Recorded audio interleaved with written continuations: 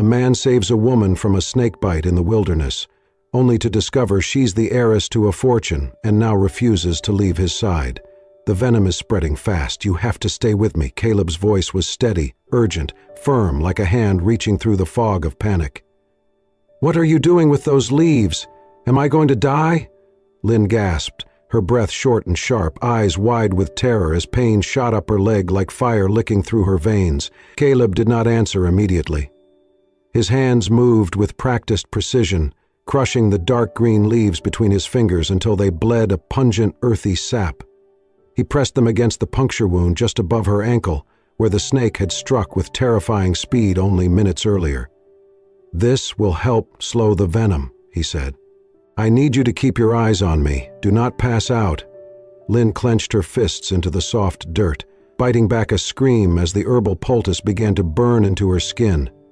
Her heart was pounding so hard it drowned out the sounds of the forest around them. Her mind reeled with disbelief. This was supposed to be just another solo trek, another weekend of challenging herself, clearing her head, escaping the high-rising prison of her life back in Portland. She had researched the trail, prepared meticulously, but nothing in her guides or gear had prepared her for this.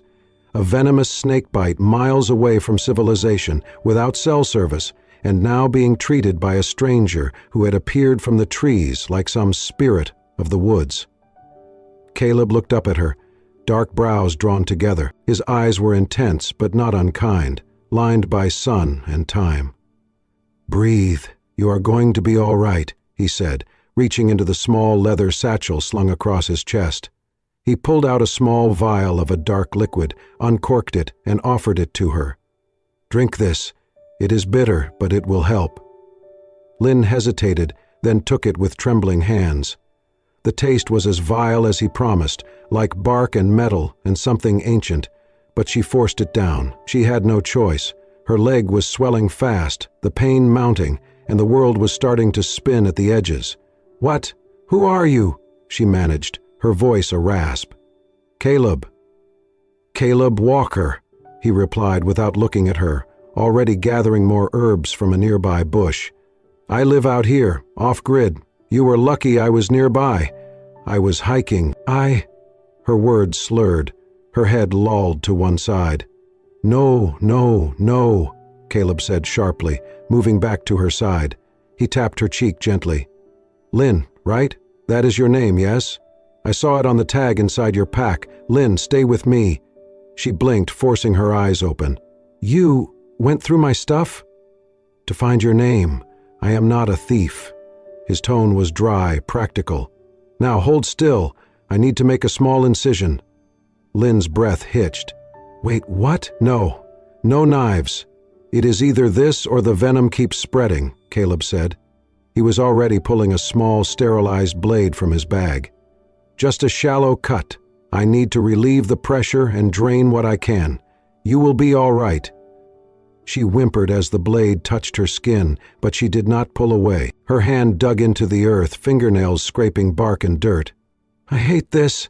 I hate this," she murmured. "I know," Caleb said, "but you are doing great."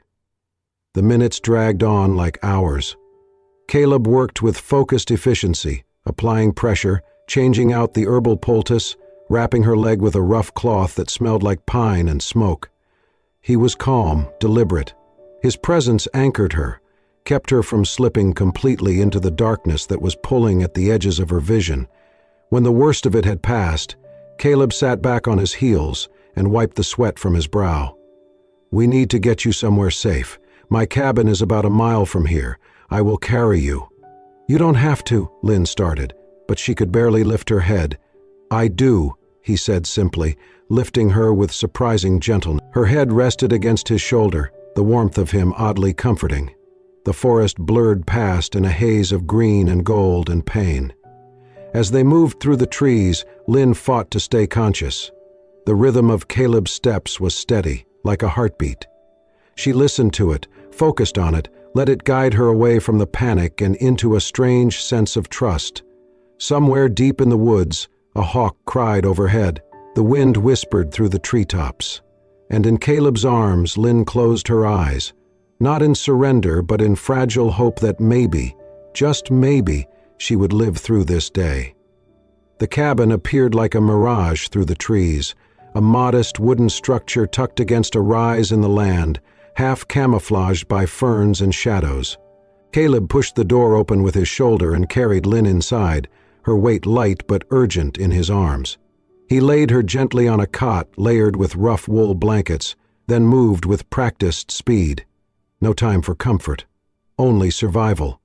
There was no electricity, no hum of machines. The only sounds were the crackling of the fire he stoked in the stone hearth and Lynn's ragged breaths. He crushed dried herbs in a mortar, added them to a pot of boiling water over the fire, the smell rising, sharp, medicinal, bitter. As the tincture brewed, he returned to her side, checked the swelling on her leg. It had spread further, veins darkening around the wound. She stirred, her face pale, slick with sweat. "Caleb." Her voice was barely a whisper. "It hurts." "I know," he said, his voice low and even. "I am making something that will help. Stay still." She mumbled something he did not catch, then flinched as a wave of pain struck her again. He reached for the cooled herbal paste and gently replaced the dressing on her wound. His touch was careful, deliberate, but the sight of her suffering clenched something deep in his chest. As the minutes crawled by, Lynn drifted in and out of consciousness. She mumbled fragments, incoherent thoughts, and half-buried memories. Caleb leaned in closer, trying to understand. "My father," she murmured. "He'll lose it if I die here." Caleb's brow furrowed. "Your father?" "He'll send helicopters. He always overreacts." He paused, studying her face. She looked like someone who had lived in comfort, her clothes high quality, her skin soft despite the dirt and sweat. That single sentence painted a picture. A rich girl, likely from the city, rebelling against a life too controlled. She had probably come here for adventure, to feel alive, and now she was paying the price. Still, he said nothing. Assumptions were dangerous. He just needed to keep her alive. The potion was ready. Caleb returned with a steaming cup of the foul-smelling liquid, lifted her head, and coaxed it to her lips. "Drink! I know it tastes bad, but it will help flush the toxins." She obeyed weakly, coughing as it burned down her throat. The hours that followed blurred together. Caleb sat beside her, changing her bandage, wiping her forehead, listening to the hiss of the wind outside and the ticking beat of her life slowly slipping from danger, or so he thought. Near midnight her breathing changed. It was shallow, slower. "Lynn," he called softly. "Lynn, open your eyes." No response. "Hey, look at me," he said, louder this time, panic creeping into his voice. "Come on, you're not done yet." She let out a rattling exhale, and then nothing. "Damn it!" Caleb snapped into motion, yanking back the blanket and placing his ear near her chest. No breath. Her pulse was faint, almost gone. He started CPR without hesitation. Compressions, breaths, compressions. His hands pressed against her sternum with precision born from training and desperation. "Come on, you are not going to die in my cabin, do you hear me?" he growled through gritted teeth. Another breath. More compressions. Sweat ran down his neck. The firelight flickered wildly, casting shadows across the cabin walls as if the forest itself were holding its breath. "Lynn," he shouted. "Breathe!" Her body jolted and then she gasped, eyes snapping open wide in shock and fear. She choked on air, her hands flailing until he caught them gently. "Easy, easy, you are back," he said, his voice breaking slightly. "You are safe." She stared at him, terrified, confused. I couldn't. Everything went dark." "You stopped breathing," Caleb said. "But I got you back."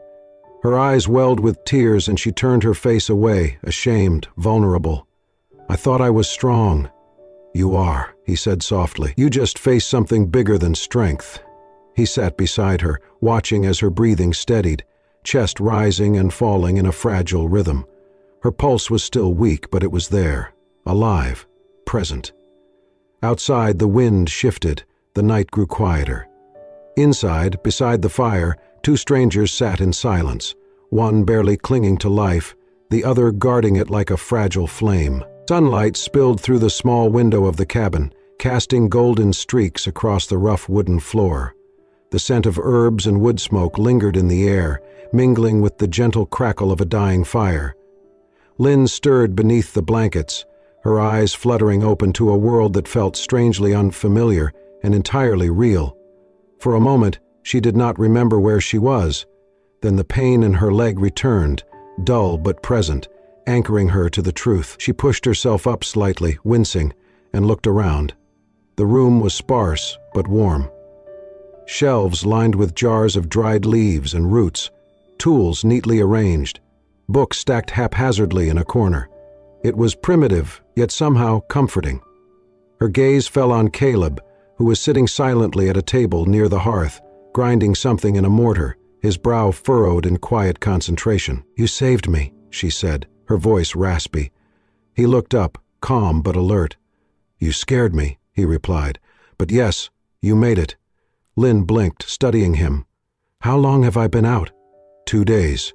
"Fever broke last night. You are healing well, considering." She sank back into the pillows, trying to process everything. "I can't believe I'm still alive. And that you used leaves and roots to do it." Caleb gave a small nod. "Nature gives us what we need, if we know how to look." There was something steadying about him, his quiet, grounded energy. Lynn watched him move, his gestures deliberate, methodical. He was unlike anyone she had ever met. In her world, everything was rushed, optimized, scheduled. Caleb operated in a rhythm entirely his own. Over the next few days, Caleb tended to her gently but without fuss. He made herbal teas that helped her sleep, soups from foraged greens and wild mushrooms, and poultices that soothed the swelling in her leg. Lynn, still too weak to walk far, spent her hours watching the forest outside the window, listening to the wind, and talking to Caleb when he would allow it. He was not talkative by nature, but slowly, cautiously, he opened up. She learned he had been a military medic, Army. He had seen things in war that never left him, the kind of wounds that live deep in the soul. After losing a fellow soldier, a close friend, in a roadside bombing, Caleb had walked away from everything: city, family, noise. He bought a plot of land near the forest and built the cabin himself. "I came out here to forget," he said once, "but I stayed to remember differently." Lynn was captivated, not just by his story, but by him. His stillness, his resilience, and more than that, the unspoken kindness that seemed to guide his every action. For the first time in years, she felt something inside her quiet, not gone, but softened. "You're not what I expected," she said one morning, sitting outside the cabin wrapped in a blanket as Caleb chopped firewood nearby. He raised an eyebrow. "And what did you expect?" "I don't know, some wild mountain man. You're surprisingly wise." He smiled faintly. "That's a polite way of saying I'm old." "I didn't say that. You thought it." She laughed, the sound startling both of them. It had been days since either had heard laughter, but the peaceful rhythm they had settled into was suddenly broken one late afternoon. Lynn was alone in the cabin, dozing lightly, when a sound pulled her from sleep, a heavy rustling, leaves cracking. Something large moving through the brush just beyond the clearing. She sat up, heart racing, and moved slowly to the window. A black bear. It was enormous, lumbering along the edge of the trees, sniffing the air. It moved with slow curiosity, head swaying. Lynn's breath caught. The bear was coming closer, too close. She backed away, stumbling over a stool and falling hard. The crash startled the bear. It paused, ears up. Lynn scrambled for the door but froze, paralyzed with fear. Just then, Caleb appeared at the edge of the clearing, returning with a bundle of firewood slung over his shoulder. He saw the bear, dropped the wood. His posture shifted immediately, calm, authoritative. "Stay inside," he said to Lynn, his voice low and commanding. She nodded, ducking behind the doorframe, peeking through a crack. Caleb moved slowly to the fire pit and grabbed a tin pan. With measured movements, he banged it against a metal pot, creating a loud clatter. He did not shout, he did not run, just firm, rhythmic noise. The bear hesitated, then turned, lumbering back into the woods. The trees swallowed it whole. Only when the clearing was empty did Caleb lower the pan. He looked toward the cabin, saw Lynn's pale face peeking out, and gave a single nod. Later, when she could breathe again, she said, "You weren't even scared." "I was," he admitted. "I just know how to be scared without letting it decide what happens next." She watched him in silence, feeling the way her heart still pounded, and wondered how it was possible for a stranger to make her feel safer than anyone ever had. The days that followed settled into a quiet, almost sacred rhythm. Lynn stayed, not because she had to, she could walk now, the swelling in her leg nearly gone, but because something within her was beginning to change. For the first time in years, she felt still, grounded, as though each breath she took in the woods was undoing knots she had carried inside for far too long. She asked Caleb if he would teach her. At first, he looked surprised. "Teach you what?"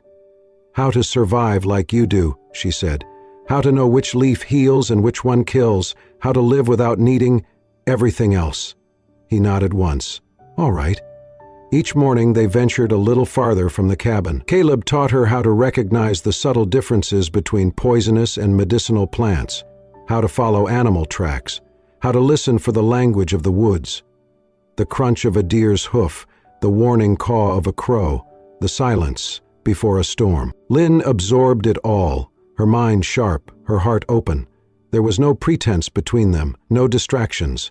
She did not care that her hair was tangled or her hands were dirty. Caleb did not ask about her past, and she did not volunteer it. They existed in a present moment that felt more real than any boardroom or luxury apartment ever had. One afternoon they returned to the cabin after foraging. Caleb was carrying a small basket of roots and mushrooms, explaining how the soil composition affected the potency of different herbs.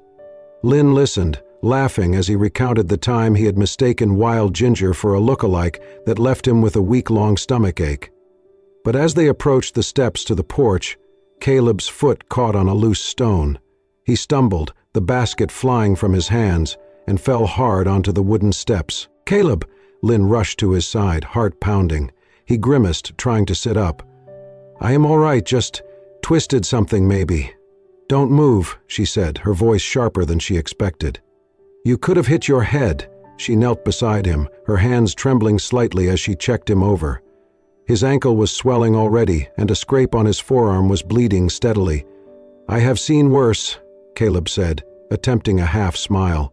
"I have not," she replied, her throat tight, "and I do not want to." Together, they managed to get him inside. Lynn cleaned the wound with water and a clean cloth, just as he had done for her days before. She found the poultices he had used, mimicking his method, wrapping his arm with care and tenderness. The roles had reversed, but her gratitude remained, deeper now, wrapped in something she was not ready to name. As night fell and the fire warmed the room, Lynn sat beside Caleb, watching him doze lightly. His face was relaxed, the hard edges softened by sleep and pain. She studied the lines around his eyes, the silver threads in his hair, the quiet strength he carried like a second skin. Something had shifted. What began as survival had become trust, and what grew from trust was something else, gentle, undeniable. She leaned back in the chair and whispered to the room, "I was meant to come here." Caleb stirred but did not wake, and Lynn, heart full and still healing, knew that something in her had come alive again, not just her body, but something much harder to reach. The morning sun cast long shadows through the trees, filtering into the cabin and gently waking Lynn before Caleb. She sat up slowly on her cot, listening to the soft rhythm of his breathing across the room.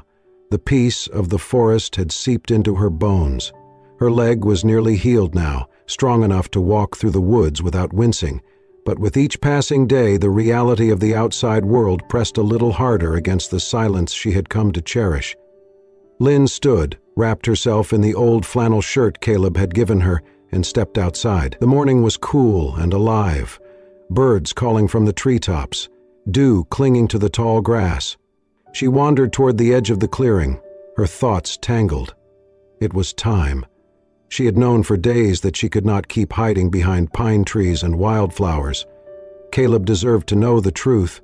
She owed him that, and more. Later that morning, she found him sitting near the fire pit, sharpening a knife with practiced care. His expression, as always, was calm, unreadable. She sat beside him, heart pounding. "I need to tell you something," she said softly. He glanced at her, sensing the weight behind her words. "Go on." She took a deep breath. "My name is Lynn Bennett. My father is Richard Bennett, the CEO of Bennett International." Caleb paused mid-stroke. "The hotel chain?" "Yes." She stared into the fire. "I'm his only child, which means I'm supposed to be the heir." Caleb set the knife down. He did not speak, but his stillness said everything. Lynn continued, her voice steadier than she felt. "I was engaged to marry Thomas Grayson. He's the son of a real estate magnate, and the wedding was more about merging empires than love. I never wanted it. I never wanted any of it. Not the life planned out for me, not the name I never earned, not the spotlight."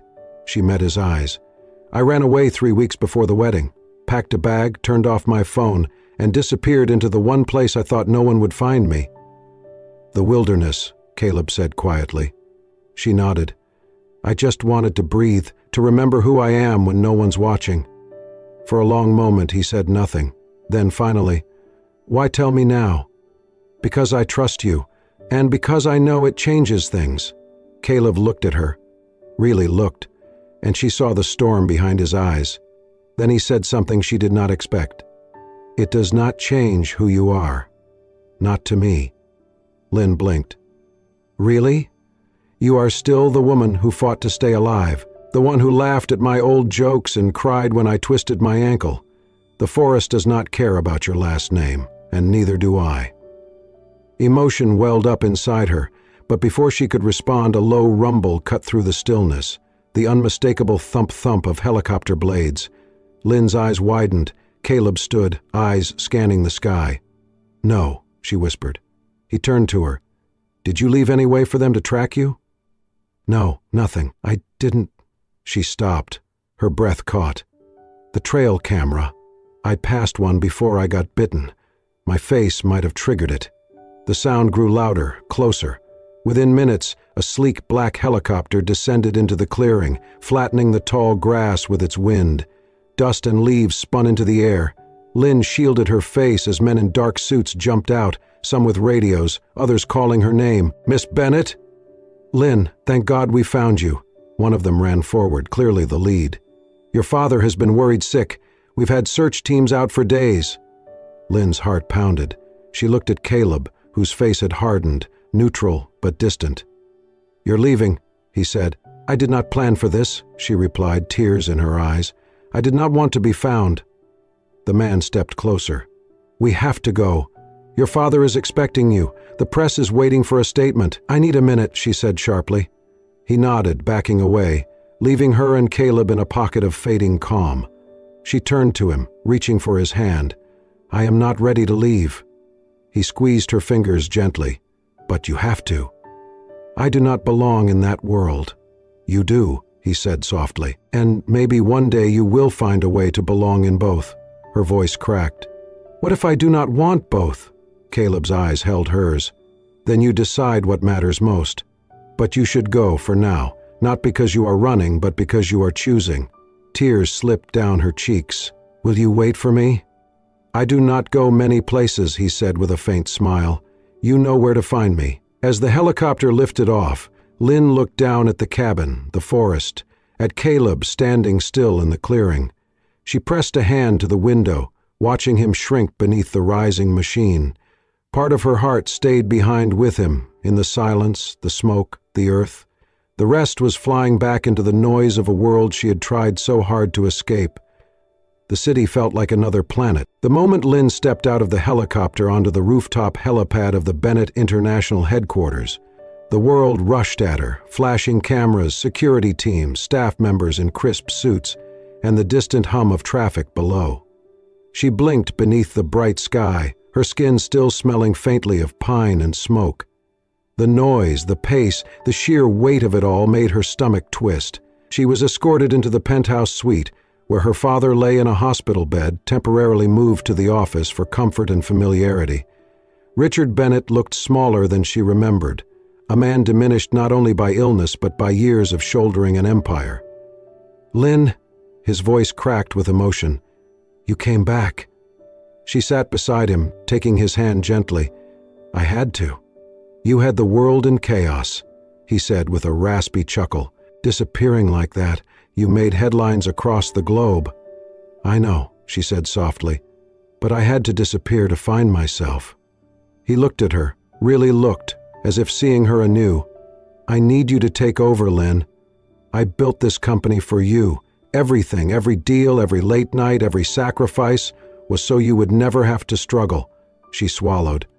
"Dad, I know what this company means to you. I respect what you built, but I cannot be who you want me to be. You have no idea how hard this world can be without power," he said. "I do," she replied.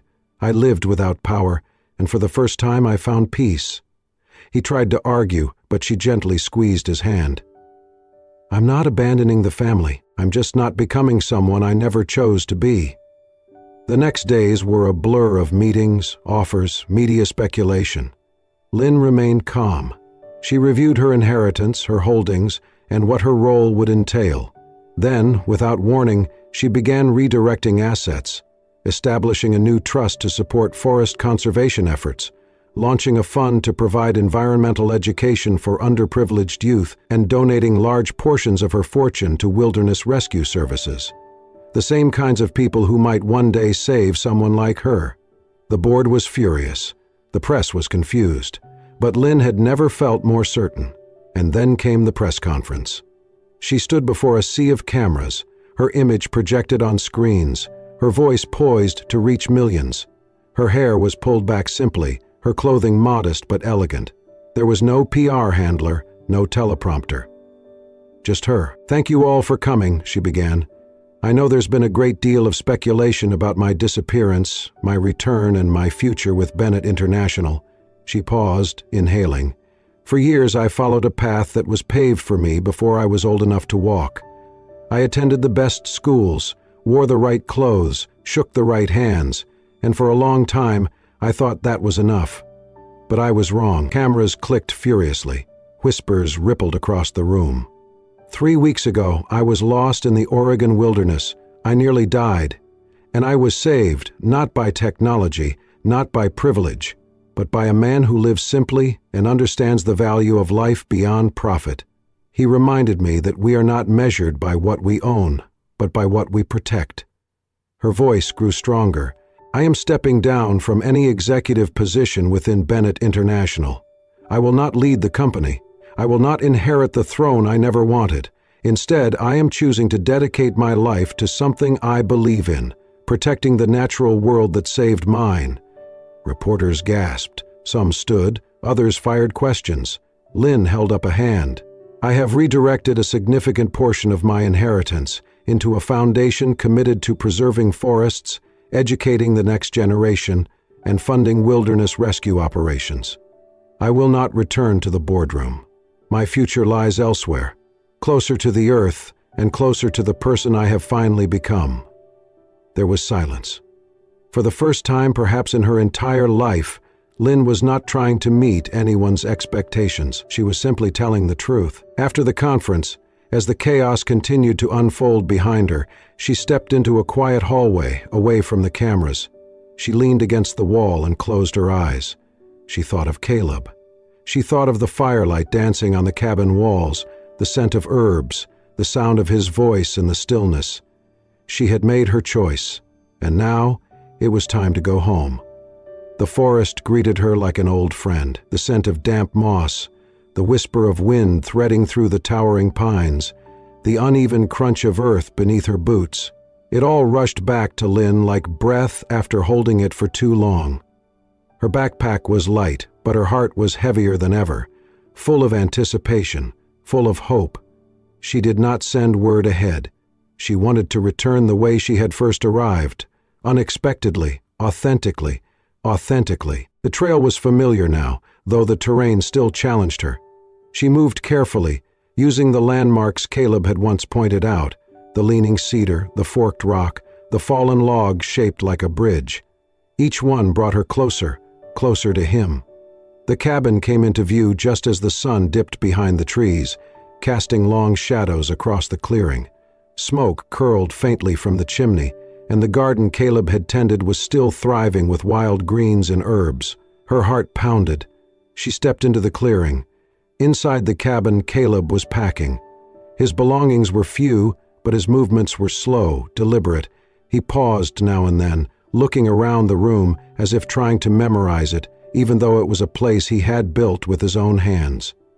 The silence had grown too loud since Lynn left. Every time he looked toward the path leading away from the cabin, he half expected her to appear, but she never did. Until now. A soft knock echoed on the wooden door. Caleb froze, staring at it, disbelieving. For a moment, he thought it might be an illusion born of longing, but then another knock, stronger this time, more certain. He crossed the room and pulled the door open. There she stood, cheeks flushed, eyes bright with emotion, the same flannel shirt tied around her waist, her hair tousled by the wind. Lynn didn't wait for him to speak. She stepped forward and threw her arms around him, burying her face into his chest. Caleb staggered slightly but caught her, his arms wrapping tightly around her as if they had been waiting for this moment all along. She whispered into his shirt, voice trembling, "You saved my life, but you also gave me a reason to live." Caleb held her tighter. He did not ask why she had come back. He did not need to. When she finally pulled back, her hand still resting on his chest, she looked up into his eyes. "I thought I needed to run away from my life to find peace. But I learned something. I needed to choose. I chose this. I chose you." He searched her face, reading every word in her expression, every truth in her silence. Then, finally, he said, "I was about to leave." Her brows knit. "Why?" "Because I thought I had lost something I never truly had. I could not stay here with ghosts."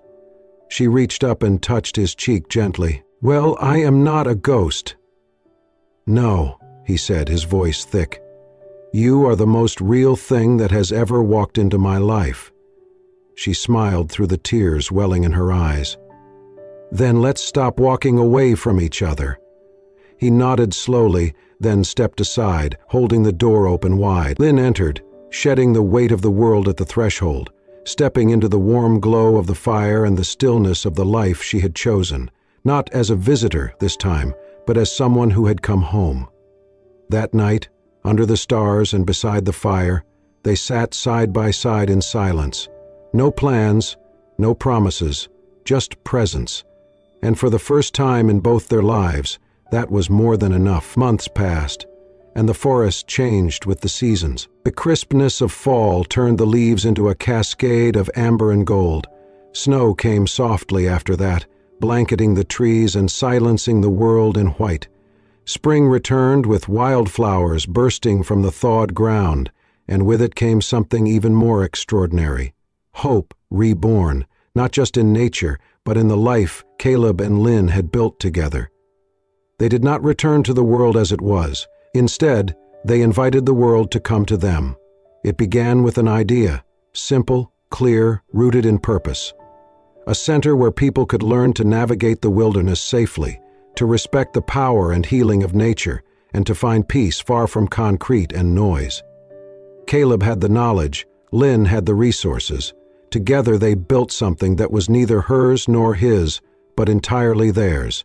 The Wildhaven Institute, set in the same clearing where Caleb's old cabin stood, now expanded and strengthened, it became a sanctuary for those seeking to reconnect with the natural world. They offered workshops on herbal medicine, survival skills, and environmental stewardship. Rescue teams were trained there, using Caleb's methods and Lynn's funding to prepare for emergencies in the deep woods. Guests came from all walks of life, hikers, students, even corporate executives burned out from a world that moved too fast. Word spread, not through marketing or media blitzes, but through stories, shared by those who had come to the forest and left changed. People spoke of the man who could name every tree by its leaves, who carried quiet wisdom in his silence, and of the woman with fire in her heart, who walked away from a billion-dollar empire, not in rebellion, but in pursuit of something more sacred, truth. Their love was not flashy, it was not loud or extravagant. It was seen in the way they moved together, in the way Lynn laughed more freely now, in the way Caleb's eyes softened when he looked at her. It was heard in the echo of their shared footsteps on the trails, in the warmth of their laughter around a fire with volunteers, in the stillness of a morning where neither had to speak to feel understood. Visitors often asked, "Is it true? The story about how you two met?" Lynn would smile. "I almost died."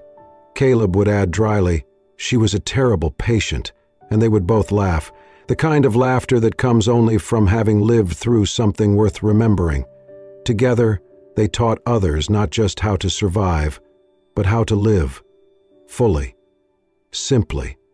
And in the evenings, when the work was done, and the sky turned shades of lavender and rose, Lynn and Caleb would walk the trail behind their home, hand in hand, their fingers interlaced like the roots of the trees around them, separate but always connected.